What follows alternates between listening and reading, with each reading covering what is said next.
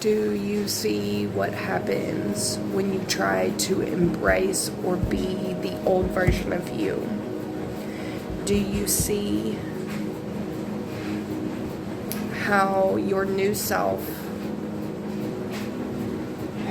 the reborn self, is rejecting entirely the version of you that you showed up as before this death and rebirth? You cannot even show up as the old version of yourself anymore. If you try, it hurts too much. This is why the person you have grown into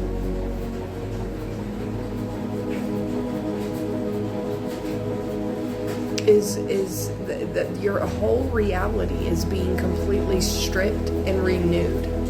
The people, places, and things that you once aligned with, maybe even a week ago, completely different version of you has emerged. So a completely different reality can unfold.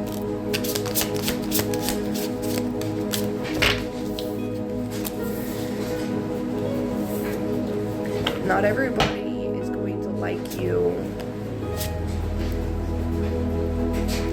There's something that's going around that is resonating so hard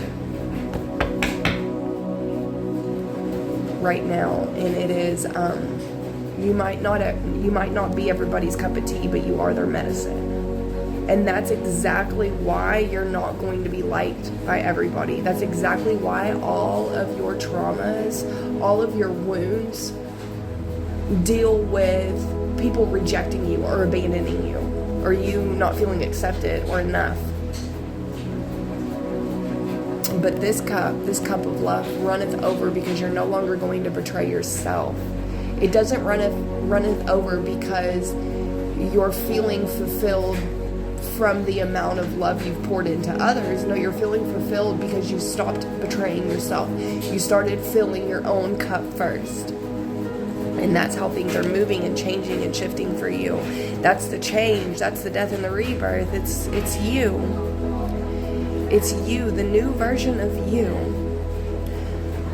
Prioritizes yourself and your needs above everybody else's. You are honest and genuine and authentic to yourself first. You will not go against your consciousness or leave yourself or your morals or your truth behind for the sake of somebody else's. I'm going to show you guys something. My kiddo got an award for being a tattletale. Super Friend Award. This certificate is to celebrate. I'm not going to say my kid's name. Today, my child was nominated because he always tells the truth when his teachers ask who did something wrong. When I was out in addiction, a big thing was snitches get stitches. And it's like a loyalty code that no matter what hurt you are perpetuating to yourself or others, you don't tell. You don't tell, and you'll get hurt if you do. But to what? Until when, right? Until when you continue to go against your consciousness, go against your morals, and not everybody feels the same way as you do whenever it comes to your personal moral code.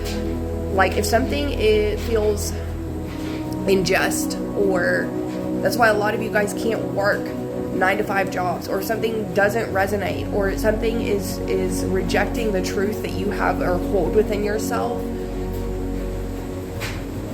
your spirit outright rejects it.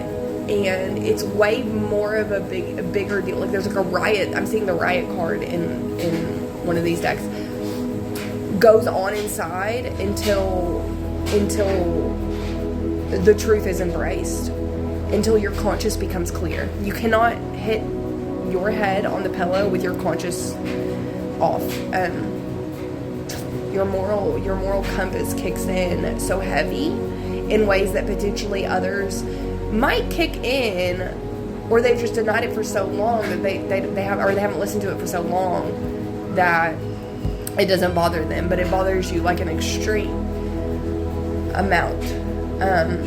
The Pacific Collective I'm talking to honors their authenticity, their truth, more than anything. And this is why you will not be everybody's cup of tea, but you will be their medicine. Because they can come to you and understand that they will get the truth from you, even if it doesn't hurt, or even if it hurts.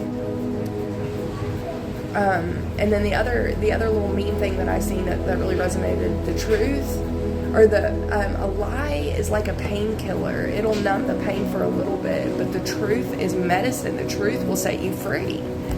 And that's the authentic version of yourself that you are no longer denying or no longer suppressing. Like, you would have and hold a certain amount of truth, but suppress it to keep people around, to keep being liked. You were fearful maybe you would lose the people that you love the most, and you probably already have, simply for standing in your truth. You no longer feel stressed or anxious about what the future holds, because you're getting to know this new version of you, and you're going to stay true to this new version of you. Regardless, your conscience has to be clear. If you're a snitch, if you're a tattletale, if you're whatever, at least you're not abandoning yourself and what you're conscious, and keeping your side of the street clear, and keeping your conscience in a place and space that it is free. Your relationship with yourself has now become more important than your relationship with others. You staying in that vibrational alignment, or at least that's God. I don't care what nobody says. That's God. You're not going to be everybody's favorite. But every wound and past trauma has been leading you to this, to be okay with not being liked, but knowing that you can be somebody that will always be the person that tells the truth to yourself and others. And that's because you first had to get real honest with yourself. Integrity, honesty, those are the things that I will be the most proud of myself as a very blunt Sagittarius and my kiddo for. He will not be in trouble for being a tattletale. I was like, I had some programming beliefs going on whenever I seen this. I was like, oh my God. But I was like, wait a minute. This is a beautiful thing. I love you guys.